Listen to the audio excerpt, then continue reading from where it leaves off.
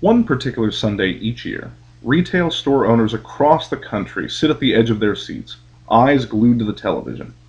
Seconds after the final ball has been thrown, store employees are put to work, frantically stocking the shelves with memorabilia touting the success of the most recent Super Bowl champion.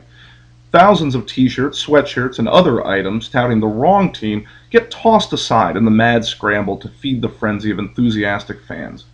For the past 15 years, World Vision, a humanitarian organization dedicated to tackling the causes of poverty in nearly 100 countries, has gathered the misprinted Super Bowl shirts and sent them to thousands of impoverished people around the world.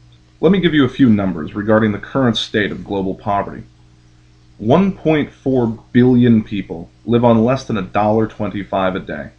Over 1 billion people are undernourished. Despite the incredible number of modern-day poverty alleviation strategies, these staggering statistics point to a staggering unmet need.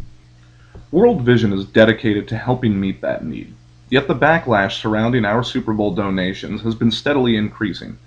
The reasons are somewhat understandable. Economists like Dambisa Moyo argue that by merely giving aid to developing countries results in a trap of aid dependency, corruption, market distortion, and further poverty. Similarly, critics of our Super Bowl donations claim that World Vision is perpetuating a poverty trap by dumping clothes on the poor, forcing them into unhealthy habits of dependence and crowding out competition in the local clothing market. First of all, I completely agree with Moyo's characterization of what he calls dead aid. Without paying attention to the infrastructure of a country, the distribution of power within a society, and levels of government corruption, free aid is powerless to improve the living conditions of the poor, and could very well lead to a development trap of dependence. However, World Vision does not give dead aid. For the past 60 years, World Vision has strategically worked to develop long-term poverty alleviation solutions. World Vision staff members are on the ground in nearly 100 countries around the world and work closely with government officials and community workers in each region.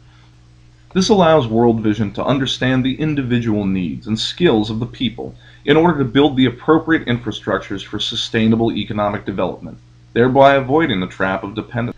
World Vision staff members in each region also conduct a thorough annual evaluation process. This process determines the specific resources and supplies that are most needed and not currently being provided by a local market. This then informs the World Vision Procurement Department what needs to be sourced from donor partners and ensures that only those goods and services that are most required are asked for and received. This annual evaluation and request process also allows for any changes in the local markets. This way, procurement numbers can be altered to meet the current needs of the current market situations, thereby preventing the crowding out of local market vendors, or what Moyo termed market distortion. Thus, although the Super Bowl donations are indeed aid, World Vision's strategic development efforts in each country prevent the donations from becoming dead aid. Although somewhat controversial, these discussions have actually been extremely valuable for World Vision. For the past 60 years, the organization has continually evaluated itself and analyzed criticisms in order to become more effective in tackling the causes of poverty. This Super Bowl controversy has allowed World Vision to continue this tradition, specifically encouraging employees to more rigorously evaluate sourcing, donation, and development strategies. Let me remind you of the poverty statistics I mentioned previously. 1.4 billion people live on less than $1.25 a day. Just over a billion people are undernourished. With the current resources, manpower, and strategies dedicated to poverty alleviation, millions of people still lack food, clothing, and shelter. Therefore, as fellow collaborators in the fight against poverty, we would like to invite you to our website to learn more about World Vision's current strategies. On the site, we also ask that you share your expertise, critiques, comments, and questions. Only when we all come together to address the needs of millions of people can the issue of poverty be effectively dealt with.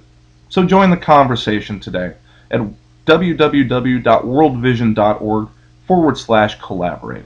Thank you.